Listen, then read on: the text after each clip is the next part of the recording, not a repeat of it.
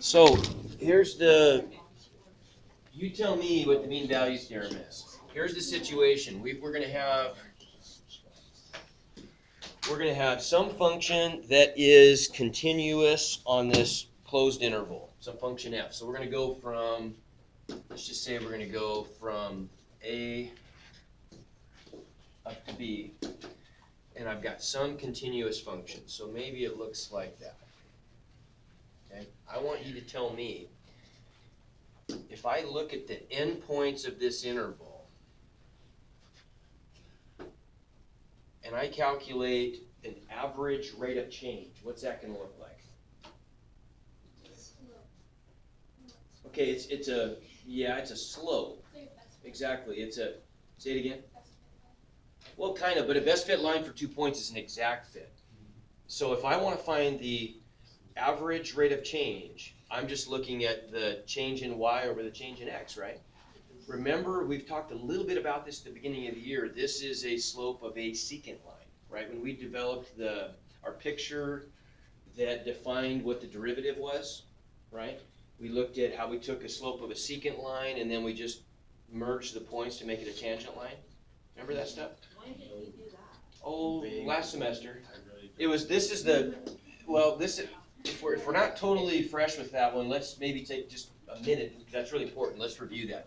If we want to define what a derivative is, right? This was our limit definition of a derivative. This is how we originally built a derivative. And then we developed some shortcuts from there, right? We used our knowledge of limits and some algebra, and we came up with some shortcuts for the old-fashioned limit form of a derivative. But what we really did to develop that, remember, we just had some function, and we said, okay, if we're going to go from a to b, actually we didn't call it a and b, we called it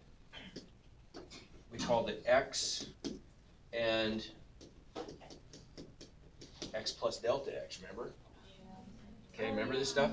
And we said, okay, there's a point there and there's a point there, and if I connect those, I can come up with the slope of a secant line, which is just change in y over change in x, right? Remember that? So the coordinates of this point right here were just x, f of x, and the coordinates of that point were x plus delta x,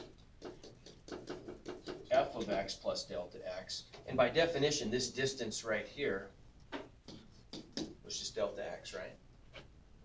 Okay, and so rise over run, if we wanted to draw a slope triangle, just look like this, right? There's my slope triangle. This was just delta x, and we might call that delta y, change in y. But that was really just this y value minus that y value, right?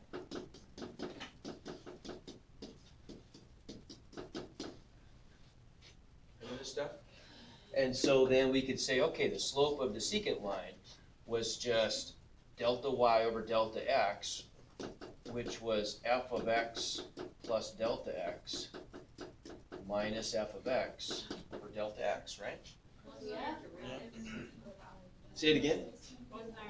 Okay, yeah, it was, but we did one thing. Derivative is different in one important way. With the derivative, remember, the derivative was designed to give us not an average rate of change, but an instantaneous rate of change. So to do that, we just shrunk this interval delta x down to 0. In other words, we just migrated this point back along the curve until it overlapped with this one. And then our secant line became a tangent line, which is a great trick, because otherwise you can't develop a tangent line. And so the only difference was we took the slope of the tangent line was really just the limit of the slope of the secant line is delta x shrank to 0, right? Remember this? And so that equaled the limit of that.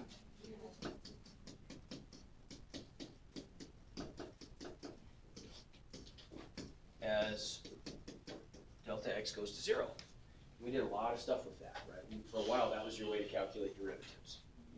Okay? So this is less complicated today, less complicated stuff.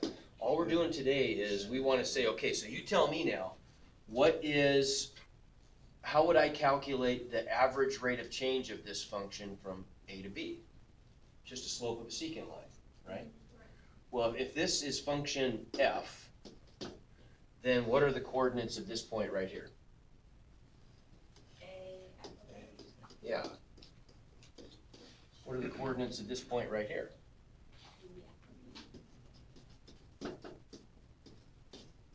Good. Okay, makes sense. And I could draw this line.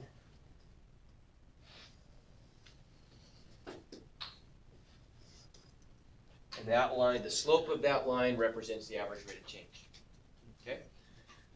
So do you notice anything, if this is a continuous function, not only is it continuous, we're going to say that it is a smooth function, okay, which means that it is differentiable, okay? And this is something that I mentioned earlier, but I want to go back to. If it's continuous, does it necessarily have to be differentiable? If it's just plain old continuous? No. It doesn't, does it? What could be a feature on that graph that would make it continuous but not differentiable? What do you think, Clay? Sharp corner. Is that what you're going to say? Sharp corner. Good. What's another thing? Actually, that'd be it, wouldn't it? I mean, I guess you could have a vertical tangent line too, right? Okay, so it could be continuous but not differentiable. So to make it smooth, which is continuous and differentiable, we couldn't have any of those sharp corners, right? Or vertical tangent lines. Now, what's that going to do to the nature of the curve? Well, smooth is a good word. It makes it smooth, right? If you can't have any sharp corners, then the function becomes smooth. It's rounded everywhere, right? Does that make sense? And so our book doesn't use that terminology, but I really like it. It's something you undoubtedly will see in college. So we're going to now, we know that a, whoops, can't spell. A smooth function equals two things, continuous and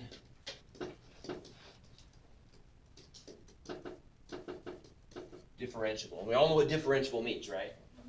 That just means take the derivative of both, right? We can take the derivative of the function, okay?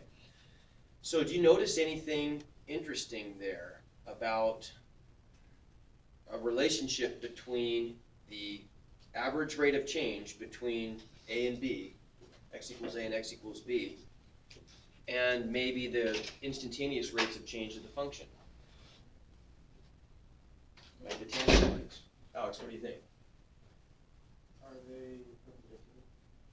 Well, the instantaneous rate of change is going to be different everywhere, isn't it, right? The slope of the function is the instantaneous rate of change. So if I want to pick a value, like let's just pick this to be, we'll call that value, I don't know, call it G. And so at that point right there, that's the slope of this, of the tangent line. So that's the rate of change of the function, right? Can you make a connection, though, between a smooth function and the average rate of change on the interval, on an interval, and the slopes of any possible tangent lines, instantaneous rate of change?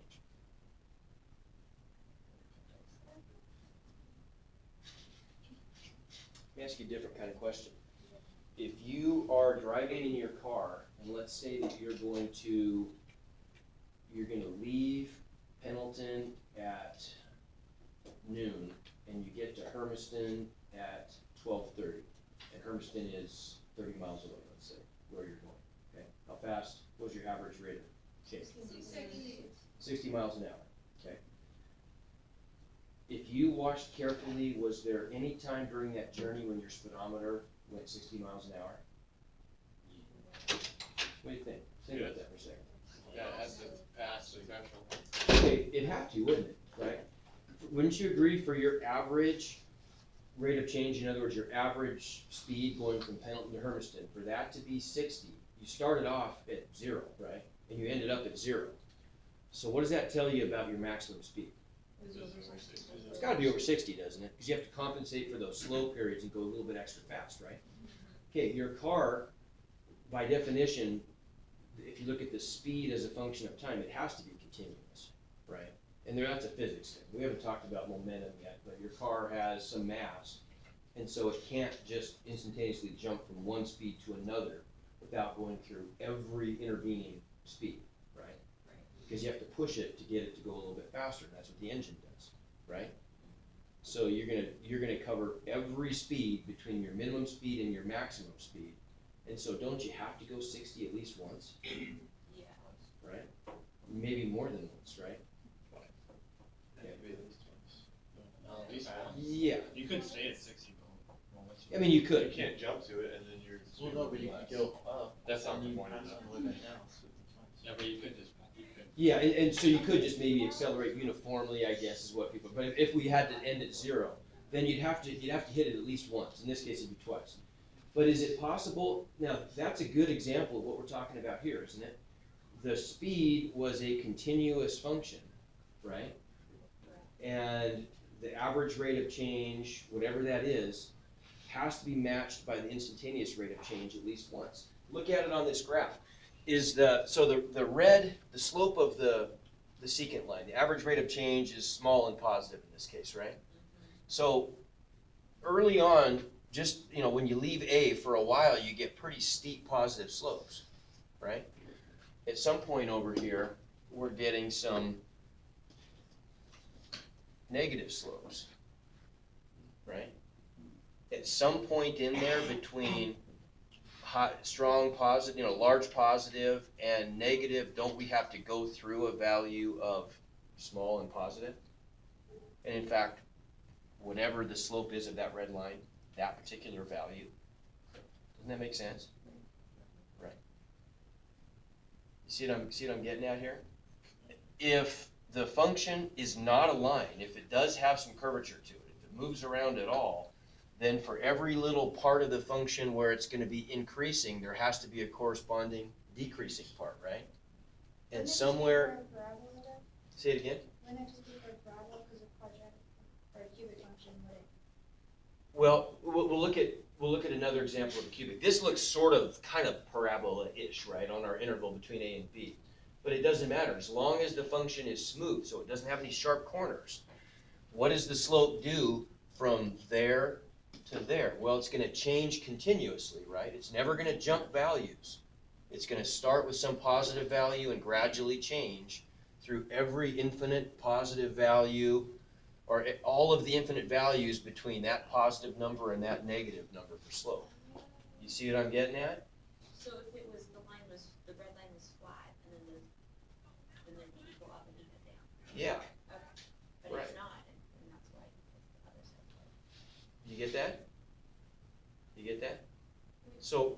And this is the mean value theorem. What the mean value theorem is telling us is what maybe you can kind of start to piece together in your mind here, just conceptually, is that for any smooth function, if a function is smooth on an interval, then it's guaranteed that there's going to be at least one place on the interior of that interval where the slope of the tangent line equals the slope of the secant line. Has to be, right? There's no way to avoid it. The only way I could avoid it is by cheating.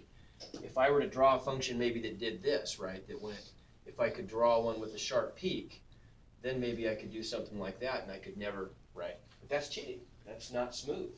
That's not differentiable because I've got a sharp corner there, right? Otherwise, I have to turn the curve in such a way that there's going to be some place on that curve where it's going to be parallel to the secant line, right? It might happen multiple times, and that's what I think Jolie was alluding to. What if you had something like this? What if you had a function that came through there and did something weird like that? Well, there might be a bunch of places. There's a place there, there's a place there, there's a place there, there's a place there, there's a place there. There might be a whole bunch. But there's got to be at least one. There's no way you couldn't have at least one. Even in sort of the collapsed form where the blue function was the red line, where they overlap perfectly, then every point would work, right? That make sense? Okay, so how do we write that then? So the mean value theorem, let's just kind of go through the language of this, because it's not hard to use. I mean, it's really not a big deal. This is a pretty easy section, probably the easiest section in the chapter. but it's one that's important. I mean, it comes up later on in math.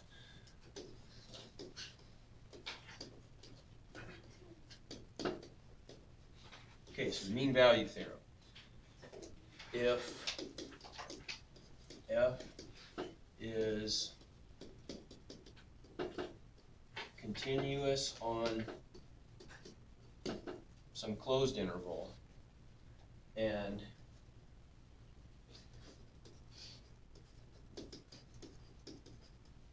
differentiable on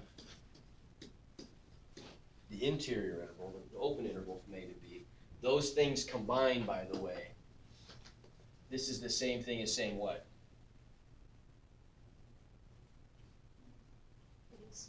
Smooth, yeah.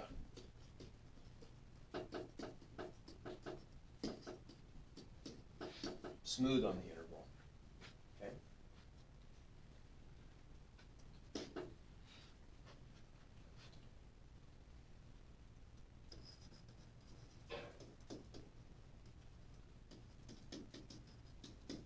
And there exists a,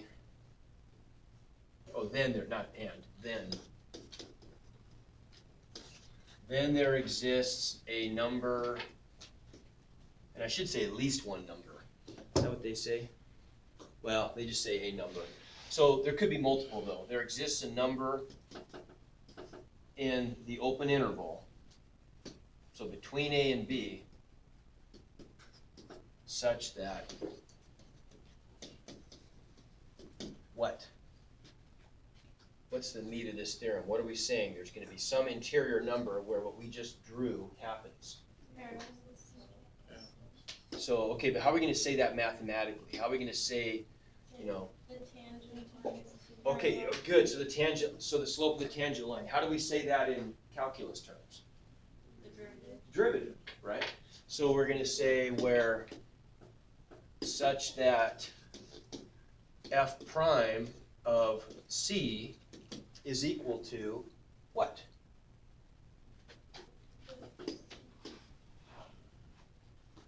So really, we're just picking this point like right there, aren't we? Is that So point those C? are parallel. So how would I define that derivative, or that slope? It's the slope of the secant line, and that's like algebra 1 stuff. What's that going to be? What's the slope of a line? Rise over run, change in y over change in x. Well, what's my change in y for that red line? Look at the values of the points. Good, the change in y value, so f of b minus f of a over b minus a, right?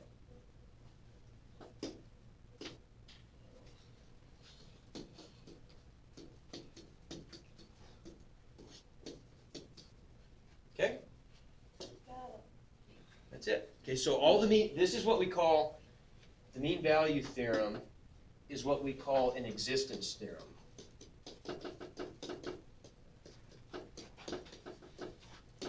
In that all it does is it guarantees the existence of something, which then we'd have to go find using calculus and algebra, right?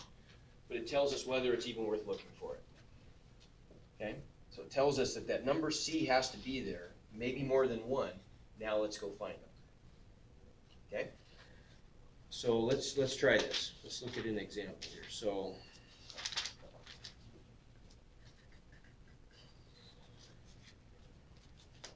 here's the kind of problem you're going to get.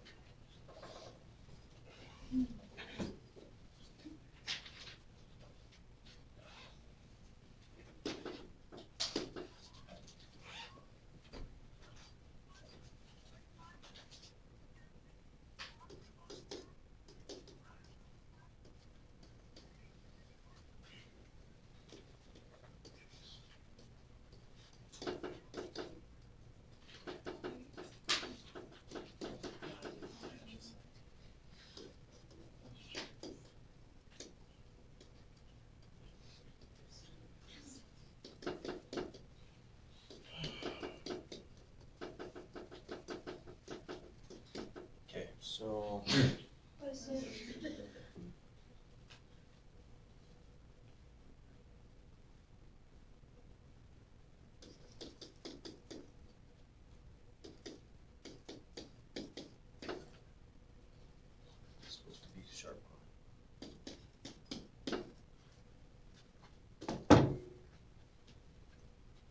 So our function is x squared, and the interval, the closed interval, is from -2 to 1. So what's a?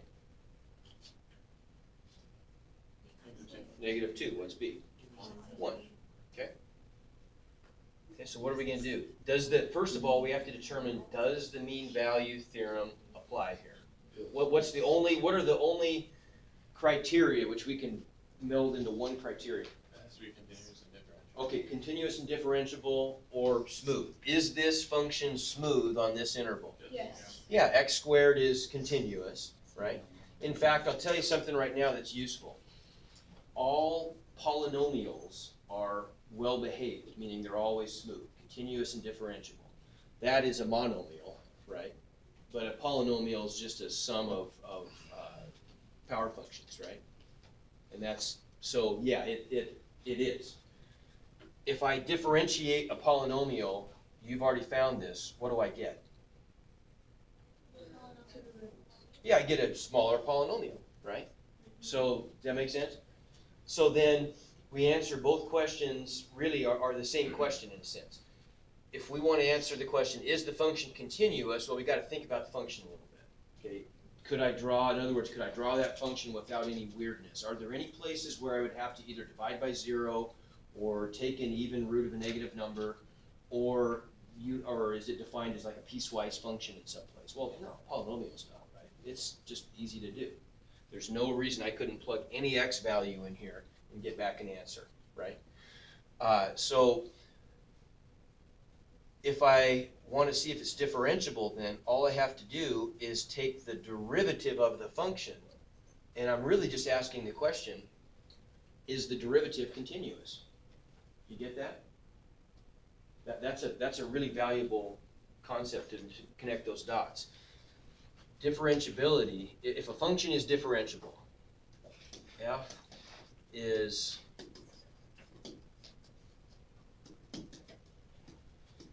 differentiable if and only if f prime is continuous. Okay, that makes sense? What would make a function not differentiable? Sharp corner or vertical tangent line, we said, right? Well, what would happen to the sharp corner? If I look at a sharp corner on a function, what's happening to the derivative? It's jumping from one value to another value, isn't it? So if I were to graph the derivative, what do you think is going to happen there? It's going to have maybe a break in the function, right? Because it's jumping from, here it looks like it's 1, and then all of a sudden it jumps to 0, right? So if I graphed the derivative, I'd have a hole. You're right. We couldn't define it at that point. But the derivative, if I graphed it, would look something like this. It would look like, and then maybe it just goes like that, right? You get the idea? Okay, what would happen if we had a vertical tangent line? Well, if we had a vertical tangent line, that would mean the derivative would be what? Infinite, right? And so the derivative would be an asymptote. Once again, not continuous, right? So you get that connection? A function is differentiable if the derivative is continuous. So to find out where a function is not differentiable, all we have to do is take the derivative and then analyze the derivative and see where it's discontinuous, right?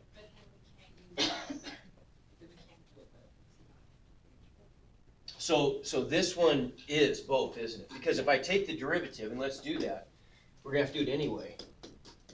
F prime of x is just 2x. Is 2x continuous? Sure. Right? That's just a smaller, wimpier polynomial. But if it was a sharp corner, you can't do it. Then you couldn't, right. And we'll look at, I'll look at least one here where the criteria are not met. Okay, so now that we know we did meet the criteria, the mean value theorem is done. That's all it was good for. Now we got to go find the places where it's true. So how do we do that? Well, I'm going to recommend, in fact I'm going to tell you, this is what I want you to do. Always start with just the outcome of the mean value theorem and then just plug in the specifics for your problem, right?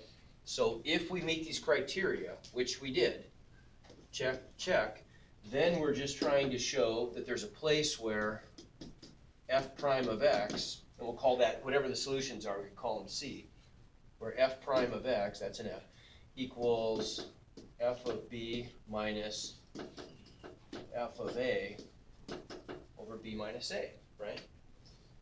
Okay, so what does that become for us? Well, f prime of x is 2x, right? That's our derivative function. And what is the slope of our secant line going to be? Okay, well, what is, b is 1, right? So what is f of 1? 1, right?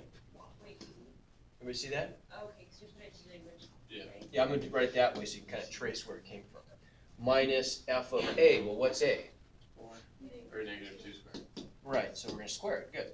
Divided by 1 minus negative 2, right? B minus a. So now this becomes a really pretty simple algebra problem. We're just solving the algebra equation. 2x equals 1 minus 3, which is what? 1 minus 4, sorry. Negative 3 over 3. Which is, yeah, negative 1. Did I do that right? I did, yeah. X Say it equals again. negative 1/2. He still has to get that. Right, so now we divide each side by 2, and we get back the value x equals negative 1/2. Okay, the math gods are smart. Does that fall in our interval? Yes. It does, right? It has to. There has to be at least one. Has to, right? Because we met the conditions of the mean value theorem, and so there has to be at least one inside that interval, and we found it. Okay. Try another one. So that's our critical point? So that's, no, actually it's not a critical point. It's a little bit different because now let's look back at our picture.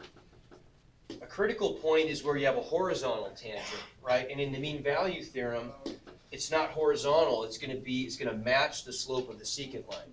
So it's kind of like a critical point, but not exactly, right? Okay, so another one, try this.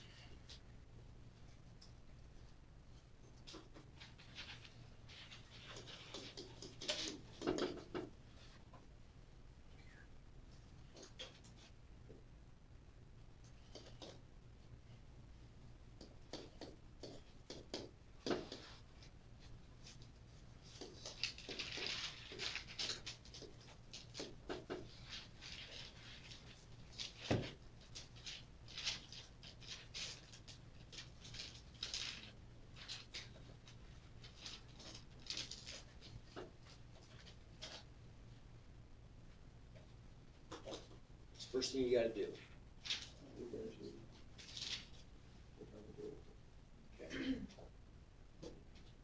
Oh, determine that it's.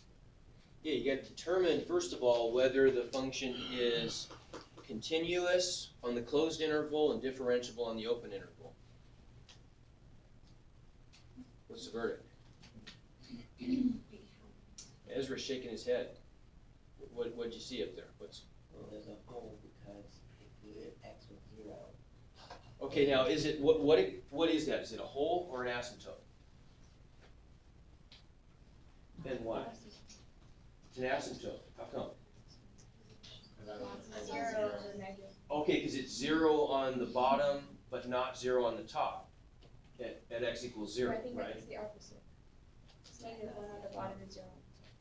Well, if we, no, but, okay, but where, there is a value where the bottom is 0 and the top is not, right? Oh, yeah. So at x equals 0, would you agree we get a 0 of the bottom and not of the top? And so what's going on at x equals 0? It's vertical asymptote, so is it continuous? No. Do we even need to take the derivative? No. Right? We can, that one's done. The answer is it fails. The existence theorem, the mean value theorem fails, and so we're done with the problem. Right? The mean value theorem doesn't guarantee anything because the conditions weren't met. Okay? Now let's tweak this a little bit so it does work. How about? Wait, hang on. Good question? If 0 was on the top and 1 was on the bottom, then what would it be? If 0 is on the, well then, okay, so if it was like an x minus, okay, let's look at this one. Same, what if we tweak this so it looked like, If you just go through the what if it looked like x over x minus 1? Okay, are there any problems on the interval from -1 to 2? Yes. Yeah, where? One. At 1, yeah. And really, and what's going on at 1? At x equals 1, I've got a 0 on the bottom and a non-zero number on the top, right? Yep. So once again, that's a vertical asymptote. Okay, but how do you get it undefined? She's talking about, Maybe it's plus one. are you talking about like 0 over 1? Is that what you Yeah. Okay, well, that's okay. What's 0 divided by 1? Zero. 0. That's just a number. That's okay. Right. And when we get undefined? Okay, well, that is undefined. Both of these are undefined. Well, these are both vertical asymptotes, but what about this one? I'll give you a different one. What if you had x squared minus 1 over x minus 1? Now what's the problem with that one? Still, it's undefined. It's undefined, different kind of issue though. In this one, at x equals 1, I'd get 0 over 0, so what's that? Just straight No, if it's 0 over 0, it's a hole. Yeah, that's a hole in the function, right? But that's still discontinuous if it's a hole. I still have to pick my pen up to draw it, right? Okay? So all of those would fail, okay, on this interval. Yep. So when we were defining what smooth was, right, it was differentiable between the points like Yeah. 1 and 2, and Right. continuous between -1 and 2. Continuous on the closed interval, because I have to be able to put my pen down at -1 and pick it up at 2.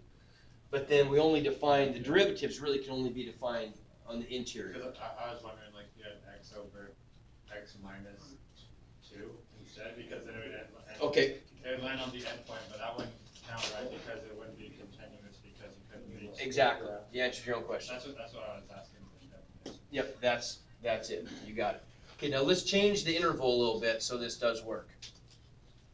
Okay, let's change the interval to, let's go from 1/2 to 2.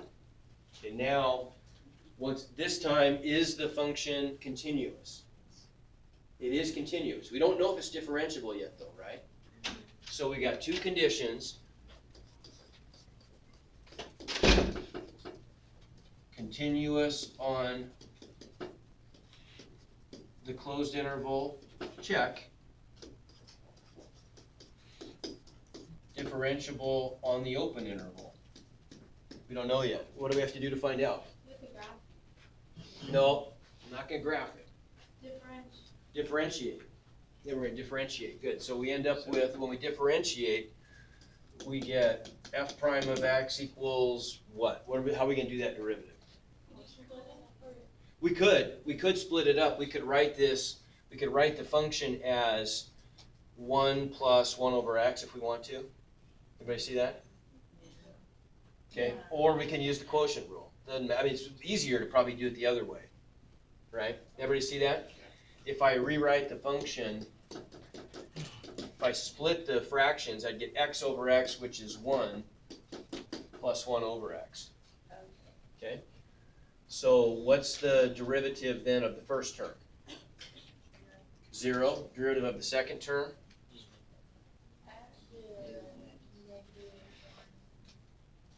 Right, so it's the same thing as saying 1 plus x to the minus 1, right? Okay, almost, not x to the negative 2, negative x to the negative 2. Because I've got to bring the negative 1 down and then subtract 1 from the exponent, right? Which is the same thing as negative 1 over x squared. That's our derivative, right?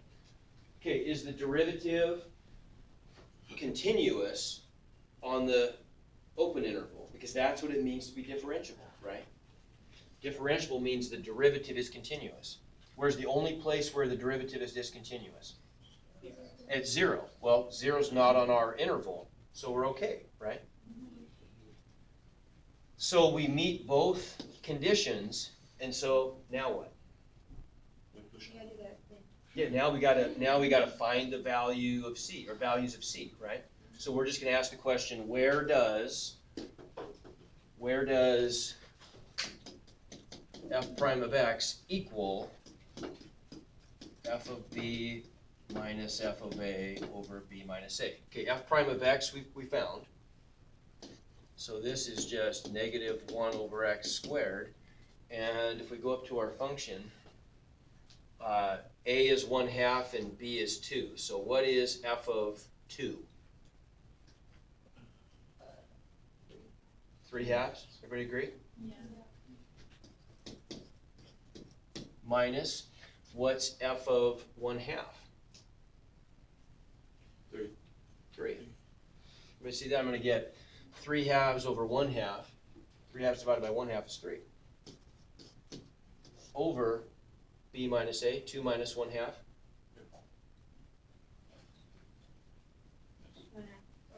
Are you Yes. asking? Yeah, what is that on the bottom? 3/2. Okay, so then we end up with negative 3/2 divided by 3/2, right? Negative.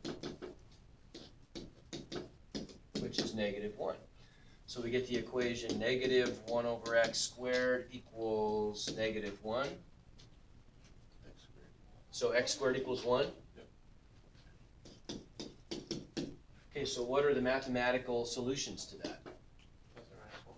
Yeah, x equals 1 or x equals negative 1, right? Okay, are those both legitimate answers? No. No? Good. Only the positive one, right? Because only the positive one falls on our interval, right? Yeah. So we discard, and this is important, it'd be wrong if you entered both of those on a test, for example. So we discard that one, and that's the value that we keep. Okay? Yeah.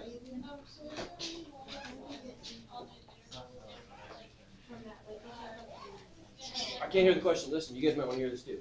Is there only, do you know that there's only one interval if the answer is like x equals one answer, and there's like two if Well, if x equals one answer, then there's only one. Yeah, you're finding all of them. Right. If you have multiple answers, you just have to just see which of those fall in the interval. if it's like x cubed, that's like three answers? Well, it might be 3, it might be 1. It just depends on. If you're like excluding the interval of three. Well, but even x cubed still. I said if it's x cubed, you still might like. What's the solution to the equation x cubed equals 1? 1. There's only one solution. See what I'm saying? With a polynomial, remember, you can get any. So if it's a cubic, how many zeros are you going to have? Well, you're either going to have 1 or 3, right? One of them could be a double root. Does that make sense? They always remember that from algebra 2. They always come in complex conjugate pairs solutions, and so they come in increments of 2. Does that make sense?